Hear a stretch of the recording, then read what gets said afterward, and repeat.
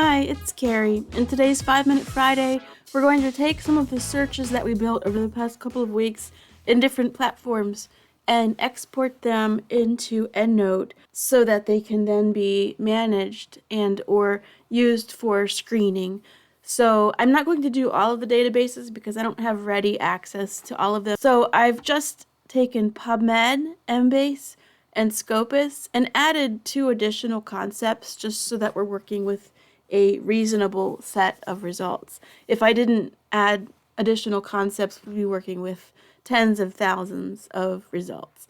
So I added patient positioning to the pressure injury concept, and I added intensive care units. So this would be a research topic about preventing pressure injuries in the ICU with patient positioning. That's how I see it.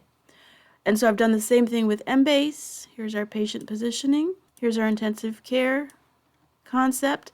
And the same thing with Scopus. Just the 3. I didn't go on with Web of Science, CINAHL, or Cochrane.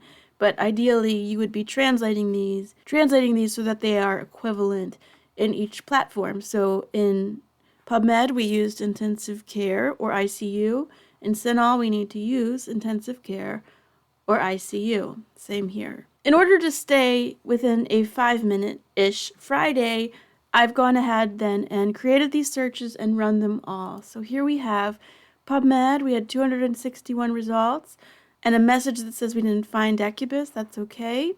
In Embase, the same search gets 450 results. That's pretty much what I would expect. Embase is going to have a little bit more. And then in Scopus, we got 444 results.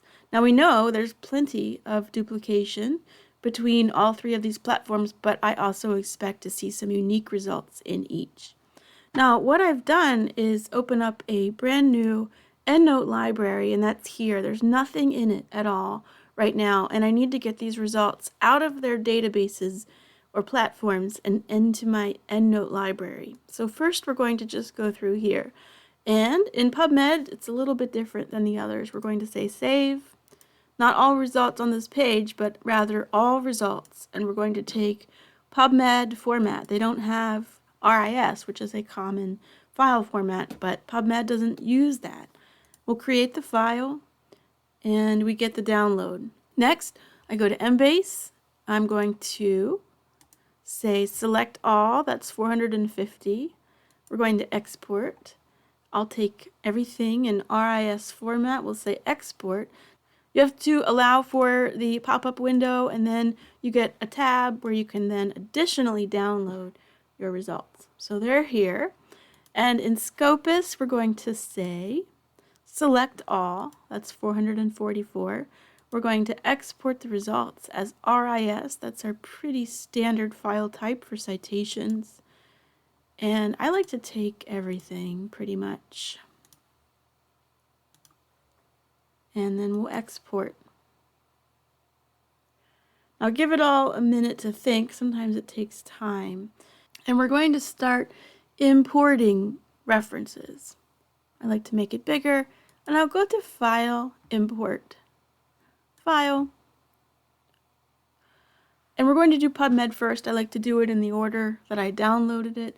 So we're going to choose the PubMed file, which is this one right here. It looks different than the others. It's got a TXT extension.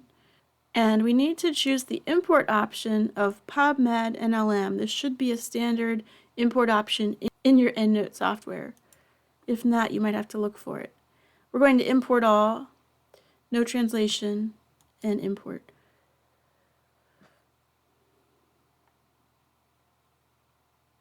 And then what I like to do is right-click over here, create a group, we'll call it PubMed, and then select all by hitting Control-A, and I just drag them over here, and we see 261. Now we're going to do the next one, which was Embase. In this case, it's an RIS file, so we'll have to change that. It's records 2. I do this a lot, so I have a lot of files named the same thing, and we'll choose RIS. Import. Again, I don't get rid of duplicates here anymore. I used to sometimes work with duplicates in EndNote, pretty much now I let Covenants or Rayon do the deduplication for me. 450, that's what we expected. Let's make a new group. This is Embase, Elsevier. Sometimes we just have to make sure we're in the right group. And we'll select them all and pull them over into Embase. 450. And then next we'll do Scopus. File, Import, File, and we'll choose Scopus, which was the last one I did. This is also an RIS file. We'll choose Import, Import All.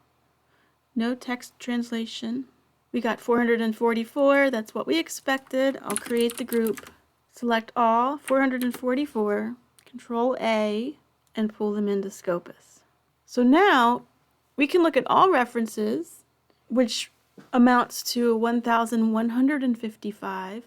You can sort by author, you can sort by year, you don't need rating. I don't know why that always shows up. You can sort by title. You can close this window so you get more of a view of your reference. And yes, like I said, there's going to be duplication, but that's a topic for another day, how to handle deduplication in your systematic review. But you can go through the full set here. You can look at each independent set from your group. We would continue by running Web of Science Core Collection, CINAHL Plus with full text, and the Cochrane Library in the same way that we ran our other searches. We would be exporting the files and importing them into EndNote. And what you do after that, well, maybe we'll find out. If you're doing a comprehensive literature review, good luck. Thanks for watching, and I'll see you next Friday.